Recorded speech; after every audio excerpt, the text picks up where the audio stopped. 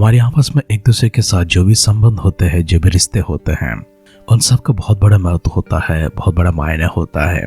प्रत्येक रिश्ते में एक जिम्मेदारी होती है, एक कर्तव्य होती है और हर इंसान को चाहिए कि उन कर्तव्यों को, उन जिम्मेदारियों को निभाए। रिश्ते और संबंध इसलिए बांधे जाते हैं ताकि हम उन कर्तव्यों के बीच में रहे और जिम्मेदारियों के साथ में चलते रहें, एक दूसरे के साथ बनते रहें, एक दूसरे के सहायक बनते रहें, एक दूसरे का आसरा बनते रहें। एक लापरवाह इंसान अपनी जिम्मेदारियों से भाग जाता है, एक लापरवाह इंसान अपने कर्तव्यों को निभाने से चूक जाता है।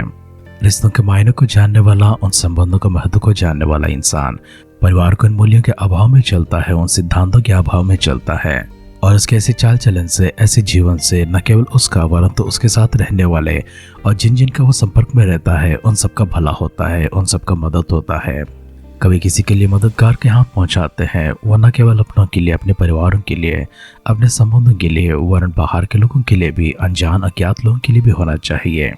ऐसे करने वाला मनुष्य न केवल इस संसार में धन्य होता है परंतु परमेश्वर के स्वर्गलोक में भी धन्य होता है, उनकी दृष्टि में भी धन्यता को प्राप्त करता है।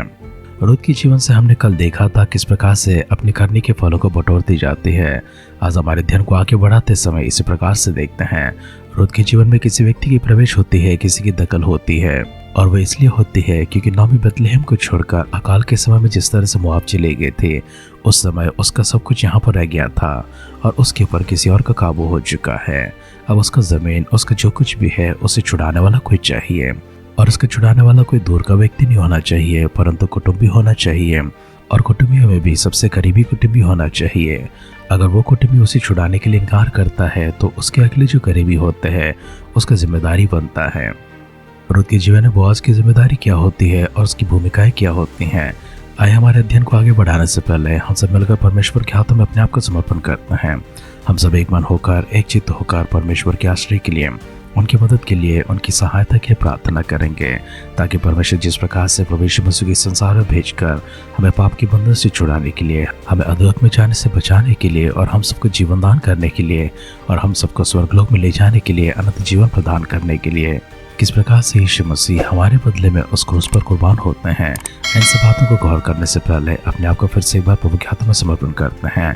प्रभु से मिलकर प्रार्थना करते हैं, प्रभु यीशु मसीह किस प्रकार से आपने मुझे छुड़ा है, पाप के बंधन से मुझे आज़ाद कर दिया है, उसी प्रकार से परमेश्वर जो शारीरिक रूप से बंधे हैं, मानसिक रूप से बंधे हैं, पारिवारिक रूप से बंधे हैं, सामाजिक रूप से बंधे हैं, आध्यात्मिक रूप से बंधे हैं, पिता परमेश्वर दुआ करते हैं आपकी स्वर्ग की महिमा हम पर उतारते हुए हम सबको फिर से एक बार नया बनाने के लिए हम सब मिलकर प्रभु के सामने जाते हैं, अपने आप को समर्पण करके अपने लिए दुआ करेंगे। हमारा उद्धारकर्ता, हमारा मुक्तिदाता, हमारा परमेश्वर होते हुए एक पिता के समान हमारे संग रहने वाले हमारे स्वर्गीय खुदावंत, हम आपकी स्तुति करते हैं। पिता परमेश्वर, हम आपकी महिमा करते हैं। आदर सम्मान के साथ में प्रभु जी फिर से एक बार आपके दिव्य सानिध्य में आते हैं। हमारे अध्ययन में प्रभु जी आप हमारा साथ दीजिए, हमसे बातें कीजिए। आगे के समय परमेश्वर आत्मा का अभिषेक में चलाते रहिए।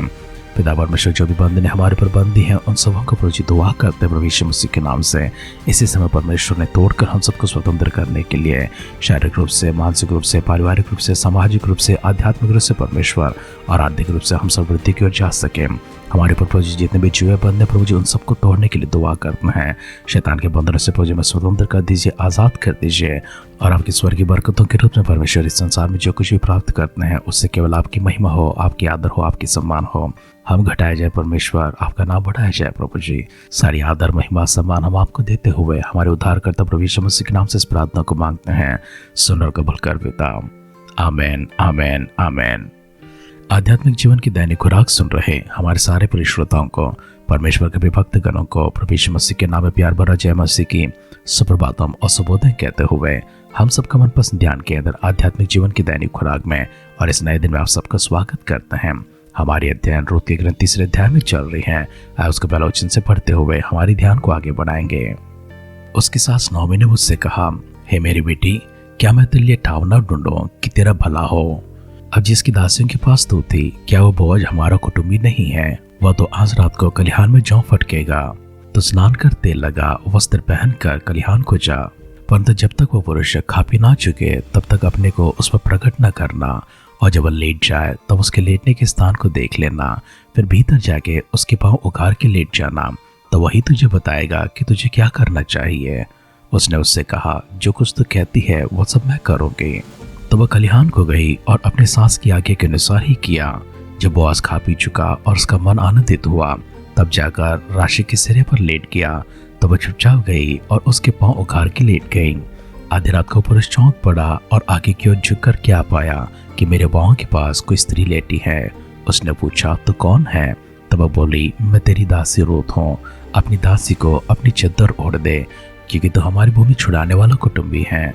उसने कहा, हे बेटी, यहोवा की ओर से तुझ पर आशीष हो, क्योंकि तूने अपनी पिछली प्रीति पहले से अधिक दिखाई है। क्योंकि तू क्या धनी क्या कंगाल किसी जवान के पीछे नहीं लगी। इसलिए अब है मेरी बेटी, मत डर।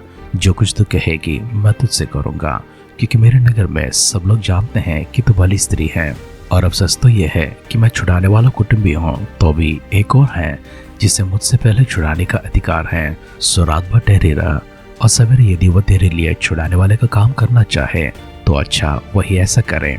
परंतु यदि वह तेरे लिए छुड़ाने वाले का काम करने को प्रसन्न ना हो, तो यहोवा के जीवन की शपथ, मैं ही वह काम करूंगा। भोर तक लेटी रह। तो वो उसके पाँव के पास भोर तक लेटी रही, और इससे पहले कि कोई दूसरे उसे छीन सके, वह उठी। और बोआज ने कहा, कोई जानने न पाए कि खलिहान में कोई स्त्री आई थी।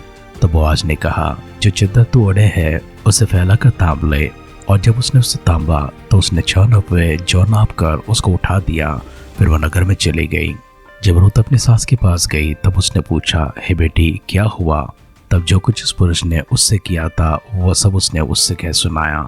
फिर उसने कहा, ये 600 नफे जौ उसने यह कहकर मुझे दिया कि अपनी सास के पास छूछे हाथ मत जा।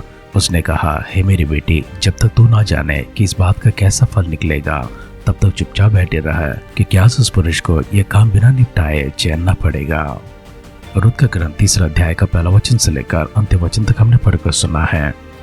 रूत की सास नॉमी चाहती है कि रूत अपने घर को बसा ले। उसकी सुरक्षा के लिए वो चिंतित थी, क्योंकि विधवा तो हो चुकी थी, परंतु जवान थी। उसके सामने एक लंबी जीवन है, उसके लिए एक आशीषमान जीवन उसका इंतजार कर रहा है। इसलिए नॉमी चाहती है कि उसका कुछ उपाय किया जाए। रूत को लेकर नॉमी को बेथलेहम लौटाने के बाद लोगों ने उससे मुलाकात तो किया था, लेकिन किसी ने उसे अपनी कुटुंबिन के रूप में स्वीकार नहीं किया है। कुटुंबिन के रूप में स्वीकार करना अर्थात उसकी जो भूमि है उसे छुड़ाना चाहिए, लेकिन उसे छुड़ाने के लिए कोई अभी तक सामने नहीं आया, कोई करीब इसके करीब नहीं आया है। इसलिए नॉमी चाहते हैं, जिसके खेत में रूत सिला बिनने के लिए गए थे वो बोआज का खेत था। वह बोआज कोई पराई नहीं था, उसका करीबी था।